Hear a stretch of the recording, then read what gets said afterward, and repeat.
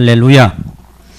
네, 우리 동영상을 보면서 저도 가슴이 뭉클한데요. 어떤 부분에서 우리가 많이 초점을 맞췄습니까? 저는 아까 보니 많은 수해로 인해서 이 집기를 다 드러내고 나서 그 모습을 보면서 망연자실하는 그런 분들이 있었습니다. 보셨나요? 저는 그것만 보면 막 마음이 찢어질 것 같아요. 근데 하나님께서는 독생자 예수 그리스도를 이 땅에 보내시면서 자식이 죽는 십자가에 매달려 죽기까지 사랑하는 아들을 죽이는 그 마음은 얼마나 찢어질까요? 세상 수해도 잠깐 당하고 우리에게 환난이 올 때 우리는 이와 같이 힘들어 하는데도 마음이 찢어지는데, 하나님 아들 예수 그리스도 이 땅에 보내신 하나님의 마음을 조금이라도 이해할 수 있겠습니까? 그 마음을 이해한다면 우리가 예배 가운데 나와야 되죠. 또 하나님 앞에 더욱더 말씀에 그 말씀이 그런가 하여 우리가 말씀을 더욱더 깊이 바라보고 기도해야 됩니다. 이걸 보고도 외면한다면 정말 인간으로서는 의미가 없어요. 하나님 창조한 의미도 없어질 뿐더러 하나님께서 우리를 창조하신 그 목적대로 우리가 살아야 되는데, 그러한 길을 가지 못하면 하나님께서 우리에게 뭘 주겠습니까? 축복을 주실 수 있겠어요? 말 그대로 저주일 뿐입니다. 저주는 사망으로 끝나버리죠. 그래서 우리는 저주 가운데 돌아오는 자들을 돌아올 수 있는 충분한 길을 펴 놓았으니 그게 바로 진리의 길이죠. 진리는 누구입니까? 예수님은 우리에게 진리라고 하는데, 내가 길이요 진리요 생명까지 이끌어내죠. 생명이니 이렇게 말하지 않습니까? 하나님께서는 우리에게 길도 펴주시고, 진리라고 하는 하나님의 그 말씀 그 자체가 우리에게 진리가 되어서 생명으로 인도하는 그러한 내용들을 우리에게 펴주신다고 하는데, 그 길을 같이 가야 되지 않겠습니까? 다른 길로 가고 싶은 분들이 있다면 다시 한번 이 길로 돌아오는 귀한 역사가 있기를 주의 이름으로 축복합니다. 오늘 말씀의 내용은 지금 성경에 대한 거예요. 성경 개론입니다만, 성경은 우리에게 주어졌는데 우리가 그 성경을 들여다보니까 어떤 내용이 나왔는가 봤더니, 오늘 요한복음 5장 39절에서 47절까지 말씀 속에 39절에 이와 같이 말씀합니다. 너희가 영생을 얻고자 성경을 연구하거니와 이 성경이 나에 대하여 증언하는 것이다. 첫 번째 뭐라고요? 나에 대하여 뭐라고요? 증언. 예수 그리스도에 대한 증언 아니라 예수님이 말씀하시기를 내에 대한 것이다. 성경은 내 얘기를 쓴 것이야. 다른 것이 아니고. 두 번째, 그 뒤에 42절 말씀은 뭐라고 합니까? 42절 말씀 한번 펴주실래요? 42절 말씀 보니까 말씀이 나와 있습니다만 같이 읽어보시자고요. 잠깐만요. 46절 말씀입니다. 46절로 같이 펴보겠습니다. 시작. 모세를 믿었더라면 또 나를 믿었으리니 이는 그가 내게 대하여 기록하였습니다. 뭐라고요? 내게 대하여, 나에 대하여, 내게 대하여 뭐라고요? 기록하였다. 자, 구약 모세 오경을 비롯해서 모세와 선지자, 구약을 모세와 선지자라고 합니다. 모세가 썼고 또 선지자들이 기록된 내용이기 때문에 모세와 선지자라고 하는 구약 성경이 기록된 것이 무엇 때문에 기록된, 누구에 대해서 기록됐다고요? 예수님에 대해서. 그러면 신약 때는 내게 대하여 증언하는 것이고, 구약은 내게 대하여 기록한 것이라는 거죠. 그러면 성경, 구약과 신약은 누구에 대한 말씀일까요? 예, 내게 대하여 말씀입니다. 제가 발화자로서 내게 대하여라고 말했는데 예수님께서 그렇게 말씀하셨다는 거예요. 제가 대리하는 거예요. 예수님은 대언하는 말씀이죠. 예수님께서 내게 대하여 성경이 쓰여진 거야. 이렇게 말씀하시는 거예요. 다른 사람이 아니에요. 그러니 그러면 우리들은 이렇게 생각할 거예요. 아유, 그러면 예수님에 대한 말씀이니까 나는 필요 없겠네? 이렇게 비치겠죠? 그러지 마십시오.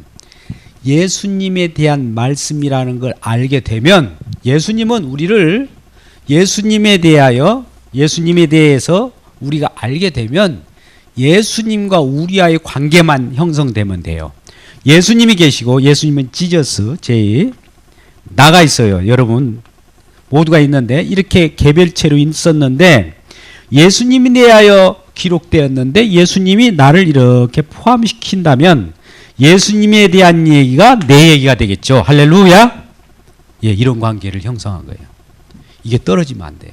처음에 성경을 볼 때 내게 대한 얘기인가 하면서 내 축복받을 얘기인가 찾아서 내가 내 어떤 실존이 들어가면 저주가 임해요. 예수님에 대한 얘기를 첫 번째 예수님에 대한 얘기라는 걸 꼭 명심하시길 주의 이름으로 축복합니다. 많은 사람들이 왜 나한테 복을 안 주는지 모르겠어. 내가 열심히 기도하고 성경책도 많이 보고 성경을 들여다보면 나에게 축복된 말씀이 있는가 찾아서 했는데 이 말씀을 읽어도 축복이 안 오는데 왜 그러는 거예요? 따져 묻는 분이 있어요. 그건 내 얘기도 아닌데 내가 성경을 들여다가 보니까 내 얘기가 없는 거예요. 그러니까 이거 성경 볼 필요가 없네라고 떠나버린 거예요.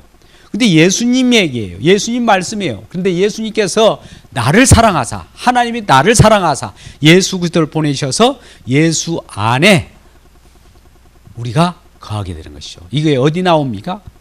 요한복음 14장 20절 한번 펴보자고요. 요한복음 14장 20절 오전의 말씀 속에서도 많이 나왔습니다만 한번 읽어보자고요. 저기 뒤에 띄어져 있습니다. 시작. 그날에는 내가 아버지 안에 너희가 내 안에 내가 너희 안에 있는 것을 너희가 알리라. 자 보십시오.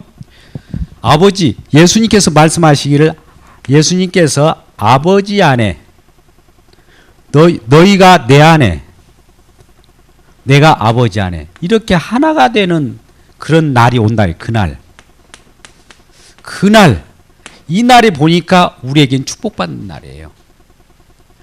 예수님에 대한 얘기고 하나님에 대한 얘기인 줄 알았는데 나중에 보니까 이 속에서 하나로 한 덩어리로 말씀하고 있더라 이거죠. 이걸 느낄 때 우리들에게는 큰 기쁨이 됩니다. 그런데 이와 같이 분해될 때가 문제가 되는 거예요. 여러분 한번 보시죠. 성경 말씀을 우리가 볼 때는 전체를 봐야 됩니다. 어떻게 본다고요? 성경을 전체를 보는 거 이걸 망원경이라고요. 망원경을 보면 여러분 큰 멀리 있는 것을 치아에 들어오죠. 멀리 망원경 이 전체를 보는 거예요. 부분을 본다면 뭘 가지고 봐야 될 것 같습니까? 부분? 예, 현미경이겠죠. 현미경 아세요? 미경 씨가 현미경인가? 현미경을 예. 죄송합니다. 미경 씨 죄송합니다. 망원경과 현미경을 같이 봐야 되는데 전체를 보고 부분을 봐야 돼요. 숲이 전체라면 숲을 우리가 하늘 상공에서 비행기로 날듯이 전체가 어떤 길이 있는가 전체를 윤곽을 볼 수가 있는 거 아니겠어요? 그러면 그 비행기에서 낙하산으로 내려가지고 숲속으로 들어가게 되면 숲속에 나무를 보겠죠. 부분을 보는 거예요. 또 거기에 정원들을 보고 뭐 여러 가지. 그래서 그 아마존 밀림에 우리가 들어가면 어디가 어딘지를 잘못 들어갔다가는 나오지 못하는 경우 길을 잃을 수 있어요. 우리가 사실 성경을 깊게 들어가면 들어갈수록 길을 잃어버릴 가능성이 있어요. 대부분 이단들이 그래서 길을 잃어요. 못 모르고 들어갔다가. 그런데 전체로 보고 또 부분을 보고 전체를 보고 부분을 보고. 첫째, 성경 말씀은 그 부분을 보더라도 주변 윤곽을 봐야 돼요. 그걸 맥락이라고 그래요. 자, 요한복음 3장 16절 말씀이 있으면 17절, 18절 말씀 그 언저리를 같이 보면 3장 16절의 말씀이 뚜렷해져요. 더 길을 찾을 수 있어요. 또 그것을 요한복음뿐만 아니라 요한복음 전체를 보고 또 사복음서를 보면서 전체로 확대되어 가면 전체를 또 보겠죠. 들어가면서 나오면서 들어가면서 골을 얻고 나오면서 골을 얻는 그런 일이 벌어져야 된다는 거죠. 그런데 어딘지 모르게 깊게 현미경식으로 하나를 예를 들어서 날마다 666에 대해서만 공부한다 해가지고 거기에 오리무중돼 가지고 정신 없어진 사람이 한둘이 아니에요. 길을 다 잃어버린 거예요. 그러면 사단이 밥이 되죠. 사단은 너 길을 잃었지 내가 인도해 줄게 해가지고 이리 와라 해가지고 엉뚱한 데로 끌어간단 말이죠. 그래서 성경은 처음에 망원경으로 전체를 시야를 전체 부분 보기 전에 전체를 보고 부분을 봐야 돼요. 우리 교회도 마찬가지예요. 고린도전서 12장 12절을 한번 펴보겠습니다. 고린도전서 12장 12절 12장 20절 두 말씀을 한번 보자고요. 너무나 우리는 같이 말씀을 이 내용을 의미를 해야 되는 거예요. 자, 시작. 몸은 하나인데 많은 지체가 있고 몸의 지체가 많으나 한 몸인과 같이 그리스도로 그러하니라. 자, 여기서 잘 보세요. 성경은 누구에 대한 말씀이라고요? 예수님. 예수님은 그리스도. 그죠? 그러면 오늘 방금 말씀에 띄워졌던 그 말씀이 그리스도도 그러하니라. 고린도서 12장 12절에 몸이 하나인데 여러 지체가 있어요. 자, 우리 성경은 지금 한 권입니다. 한 권인데 여러 책들이 있어요. 창세기, 출애굽기, 레위기, 민수기, 신명기 뭐 이렇게 많은 책들이 있고 열왕기, 하, 뭐 저 뒤에 하께서 우리가 참 발음하기 힘든 그런 그런 성경도 있습니다. 그런데 이러한 성경의 여러 66권이라고는 부분이 있지만 부분은 전체 한 몸을 이루어요. 한 몸에서 부분이 나와요. 자, 제가 이 몸이 하나입니다. 손가락은 그러면 한 몸에서 떨어진 걸까요? 같은 한 몸일까요? 한 몸이에요. 그러면 성경에 예를 들어서 요한계시록에 21장이 있다고 봅시다. 계시록에 21장이 있는데 이건 나는 21장은 나하고 관계없어 라고 그 부분을 버려버리면 어떤 일이 벌어질까요? 우리가 저주가 임하는 거죠. 또 창세기가 있는데 창세기는 외면하고 나는 요한계시록만 연구하고 요한계시록만 묵상하겠다 오면 창세기가 떨어져 나간 거예요. 그래서 창세기를 보던 요한계시록 보던 모두가 한 몸이에요. 다 아파요. 5 손가락 다 아프다고 하잖아요. 마찬가지 성경은 다 아파요. 어디를 눌러도 어디를 만져도 다 똑같아요. 창세기를 공부해도 전체가 보여야 되고요. 예수 그리스도가 보여야 된단 말이죠. 우린 창세기 볼 때는 예수 그리스도를 보지 못하고 요한복음에서는 예수님을 만나고 그러는 것이 아니에요. 구약에서도 예수님을 만나고 신약에서도 예수님을 만나야 돼요. 구약에서는 희미하게나마 예수 그리스도가 장차 올 거라고 하는 것을 봐야 되고 신약에서는 오신 예수를 만나게 되는 거예요. 자, 우리는 요한복음 8장 56절에 이런 말씀이 있어요. 요한복음 8장 56절에 구약에 아브라함이 어떻게 예수님을 봤을까요? 예수님은 BC와 AD를 획을 긋는 시대에 오셨다면 시간적으로 그 한참 전에 아브라함이 탄생했어요. 근데 아브라함이 어떻게 말하는가를 요한복음 8장 56절에서 이와 같이 말씀합니다. 같이 읽어볼까요? 시작. 너희 조상 아브라함은 나의 때 볼 것을 즐거워하다가 보고 기뻐하였느니라. 이 예수님께서 말씀하신 거예요. 너희 조상 아브라함은 나의 때 볼 것을 기뻐했다. 예수님 때 그 상황을 그 오래 전부터 어떻게 보았는지 믿음의 눈으로 보았다는 거예요. 예수님을 오실 예수를 보았다는 겁니다. 미리 믿음의 눈으로. 그러면 우리는 이미 오신 예수를 우리는 본 거죠. 어떻게? 성령이 임하여서 성경을 들여다보니까 예수님이 막 보이는 거예요. 아, 이래서 나의 죄에 대해서 나의 저주에 대해서 그분이 짊어지고 가셔서 우리에게 축복을 받겨 주셨구나. 이걸 알게 되는 거예요. 자, 그러면 이 성경 말씀 우리가 전체와 부분이라고 하는 측면에서 지금 들어가게 되겠는데 우리는 부분을 먼저 딱 창세기부터 우리 시작합시다 하면 여러분들이 처음에는 좋아할지 모르지만 가다 보면 우리가 어디를 하고 있는지 모르겠어.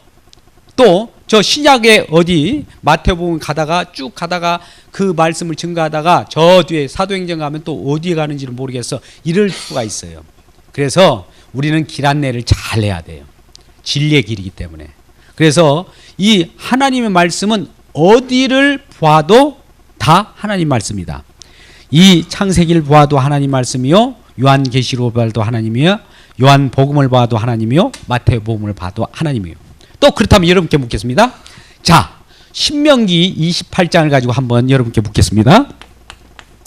28장 1절에서 14절 있고요. 신명기 28장 15절에서 64절까지 있습니다. 자, 보면 여기는 하나님 말씀을 삼가 듣고 그 말씀을 지키면 들어가도 나가도 축복을 받는데요. 근데 하나님의 말씀을 어기면 들어가도 나가도 저주를 받는데요. 자, 여러분께 묻겠습니다. 신명기 28장 1절에서 14절 말씀은 하나님의 말씀입니까? 아닙니까? 네? 네, 그렇죠. 아까 제가 부분으로 들어가잖아요. 전체가 지금 66권 속에 신명기가 들어있을 거 아니에요. 또 신명기가 또 그 중에서도 1절부터 14절 있고 뒤에 15절부터 끝까지 있을 거 63절까지 있을 거 아니에요. 마찬가지로 그러면 14절까지 말씀이 축복 들어가도 나가도 축복을 받는다고 그래요. 그러면 이 말씀은 하나님 말씀이 아니에요. 말씀이죠. 그러면 이 말씀은 축복이니까 우리 말씀이라고 우리가 받자고요. 근데 신명기 28절 15절부터 그 이하의 말씀 저주를 우리에게 준다고 하니까 이 말씀은 하나님 말씀이 아닐까요? 예, 하나님의 말씀이에요. 근데 우리는 가끔가다 그러잖아요. 어디 기도원 가면은 축복성에 연초에 가면 말씀을 막 뽑아주고 이무대로 막 하고 좋은 말씀 다 줘요. 그런데 좋은 말씀은 대부분 요걸 줘요. 이런 걸 주죠. 요쪽을. 이거 주면 난리 나죠. 근데 이것도 하나님 말씀이고 또 하나님 말씀이에요. 그런데 하나님 말씀은 다 연결되어 있다는 거예요. 끊어졌으면 나 축복만 얻어내면 좋은데 이게 축복만 끌어내려고 그랬는데 저 주위에서 저주가 막 나와요. 자, 하나님 말씀은요 전체가 율법이에요. 신약도 율법입니다. 사실은 왜? 끌어당기려고. 근데 그 율법이 이루심 안에서 우리가 바라볼 때는 우리에게는 기쁨이고 우리에게는 평안이지만 그걸 법으로 바라볼 때는 우리를 끌어당겨요. 자, 보시죠. 신명기 지금 축복을 얻기 위해서 1절부터 14절 이 말씀을 손으로 이렇게 잡아 당겼는데 뒤에 저주가 막 따라와요. 그러면 저주야 따라오지 마 해도 그 말씀은 하나로 이렇게 뭉쳐져 있기 때문에 구분이 안 돼요. 자, 이렇게 표현할게요. 제 몸이 있습니다. 근데 귀 하나가 이게 별로 기능을 못 해요. 귀야 따라오지 마 하면서 내 왼손을 누군가 딱 끌고 간다면 귀가 따라가요, 안 따라가요? 안 따라가고 싶어도 따라갈 수밖에 없어요. 하나님 말씀은 그런 거예요. 그래서 하나님 말씀은 어디라도 따라다니고 한 통속이에요. 잘못 건드렸다가는 큰일 나요. 그러니까 성경을 보면 여기를 봐도 저쪽이 나오고 이쪽을 봐도 저쪽이 같이 나오는 거예요. 이 말씀을 쉽게 말씀드립니다. 사자 코털이 있어요. 코털은 사자의 몸의 부분입니까? 아닙니까? 몸의 부분이죠. 근데 우리가 가가지고 사자는 무서워잖아요. 우리가 사자를 어떻게 건들다가 물으면 큰일 나죠. 그래서 잠자고 있을 때 어린아이가 가가지고 코털이나 뽑고 놀아야 되겠다. 그러면 잠자는 사자가 안 깨겠지 하고 코털을 쫙 뽑았어요. 이 사자가 물으니까 왜 사자야? 네 코털 뽑았는데 왜 나한테 건들고 그래? 이러면 안 되죠. 몸의 일부예요. 성경 말씀은 한 것을 건들면 전체가 따라오는 거예요. 그래서 성경이 이루려고 하면 완전 이루어버리든지 아니면 아닌 거예요. 자, 우리가 하나님 말씀을 지킨다고 그래요. 자, 어떤 것은 지키고 어떤 건 안 지켜요. 그런데 어떤 건 지킬 만큼만 축복받을까요? 아니에요. 전체를 다 지키든지 아니면 아닌 거예요. 조금 지켜도 조금 저주받을 짓을 하면 전체 저주받을 그런 내용들이 다 따라와 버린 거예요. 할렐루야? 이 말씀 이해하겠어요? 지금 하나님 말씀 우리가 골라잡기식으로 우리의 편리하듯이 우리의 유리한 것만 이렇게 취한다고 해서 유리한 것만 따라온 것이 아니라 전체가 따라와 가지고 우리를 휘감아 버려요. 그래서 하나님 말씀은 그래서 전체가 따라올 때 그만큼 엄위해요. 하나님 앞에서. 근데 하나님께서 이러한 엄위한 말씀이 이루었다는데 우리에겐 큰 기쁨입니다. 우리가 이루지 못해요. 자, 하나님 말씀을 이렇게 표현합시다.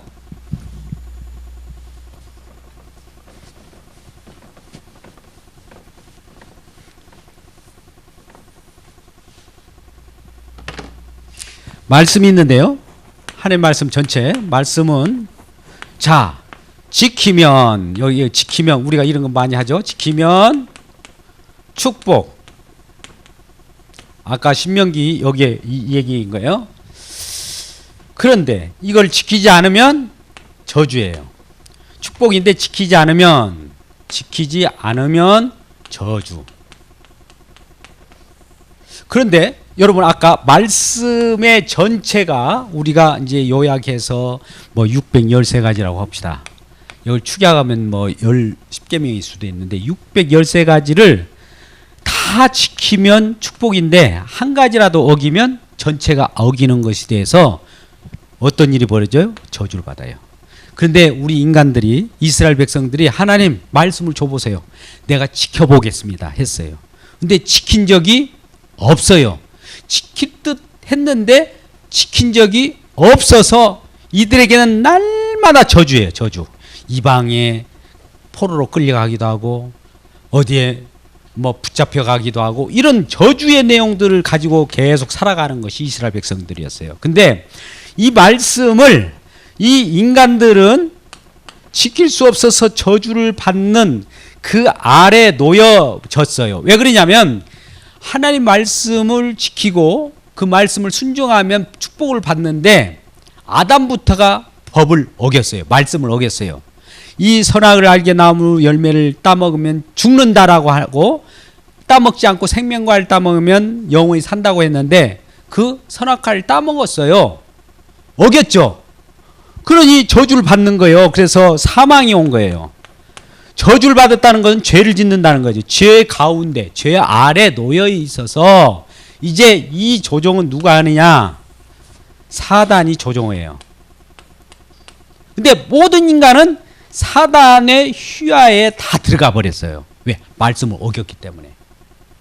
그러면 이 사망의 그늘 아래 살아갈 때 결과적으로 이 모든 사람이 지옥행인데 이러한 모습을 보고 하나님께서는 말씀이신 그분이 이 말씀을 이루기 위하여 우리가 이 지키지 못하니까 지키고 이루시는 분을 보내요. 이루시는 분. 이게 중요합니다. 이루시는 분이 이 땅에 오셔요. 그래서 우리가 지키지 못한 것을 대신 다 이루었어요. 어디서 이루었습니까? 우리가 이와 같이 지키지 못하기 때문에 죄를 지음으로 말미암아 저주를 받아서 죽어가는 우리 인생들에게 십자가에서 이 저주를 축복으로 돌려줘요. 저주를 축복으로 돌려주면서 보세요. 이 축복으로 돌려주는 이 일을 믿으면이라고 써요. 믿으면 우리도 축복이에요. 자, 하나님 말씀은 구약으로부터 신약에까지 뭐뭐 하라 하지 말라 이런 명령으로 되어 있어요.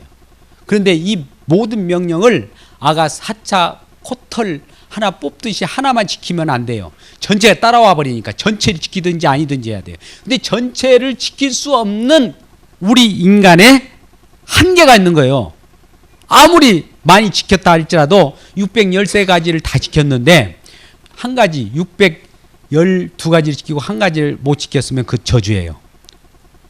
예? 여러 가지 또 뿐만 아니라 그것을 한 번만 지켜서도 안 돼요. 계속 지켜야 돼요. 어저께까지 지켰는데 오늘 못 지키면 또 저주예요.